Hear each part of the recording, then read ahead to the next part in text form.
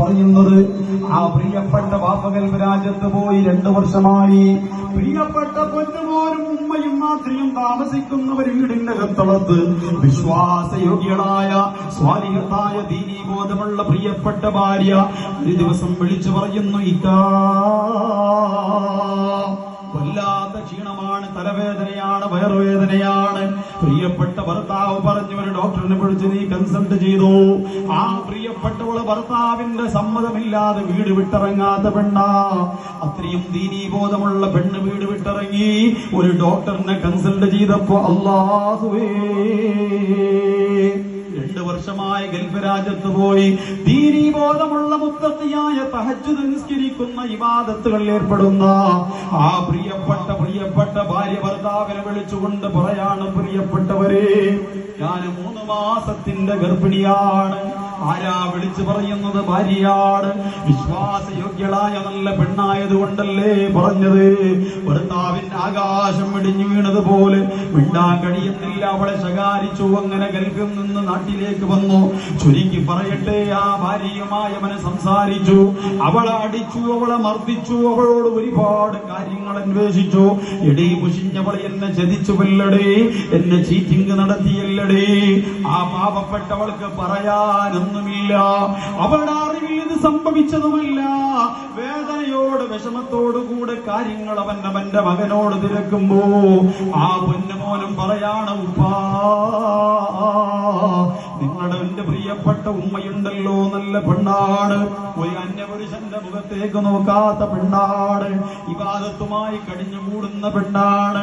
അങ്ങനെ മകന്റെ പക്കൽ നിന്നും ഗുഡ് സർട്ടിഫിക്കറ്റ് കിട്ടിയപ്പോ അയൽക്കാരോട് തിരക്കുമ്പോഴും അവർ പറയുന്നതാണ്, 4 മണിക്കാ പ്രിയപ്പെട്ട പെണ്ണിന്റെ ബെഡ്റൂമിൽ ലൈറ്റാണ്, ആരോടും അധികം സംസാരിക്കൂല, മറ്റുള്ളവരെ കുറിച്ച് കുറവ് പറയൂല, നല്ല ഇബാദത്തുള്ള തഖ്വയുള്ള പെണ്ണാ.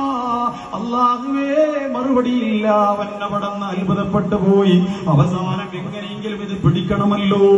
അവന്റെ കൂട്ടുകാരനോട് പറഞ്ഞപ്പോ അവൻ പറഞ്ഞു, ആരെങ്കിലും ഒരാള് അതുമായി ബന്ധപ്പെടുന്ന മനഃശാസ്ത്രജ്ഞനെ കൊണ്ട്, അതുമായി ബന്ധപ്പെടുന്ന ആളുകളെ കൊണ്ട്, നിന്റെ പ്രിയപ്പെട്ട പൊന്നുമോനല്ലേ വീട്ടിലുള്ളത്, അവന് നിങ്ങൊന്ന് കൗൺസിലിംഗിന് വിധേയമാക്കിയാലോ.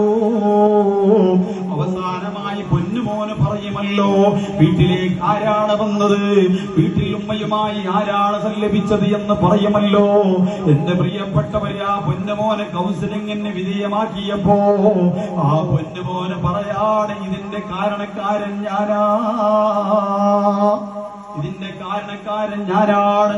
സ്വന്തം മാരത്തിൽ നിന്ന് പാല് കുടിച്ച പൊന്നുമോ അതേ ശരീരത്തിന്റെ മുകൾ ഭാഗത്ത് കയറി സല്ലപിച്ചതാണ്.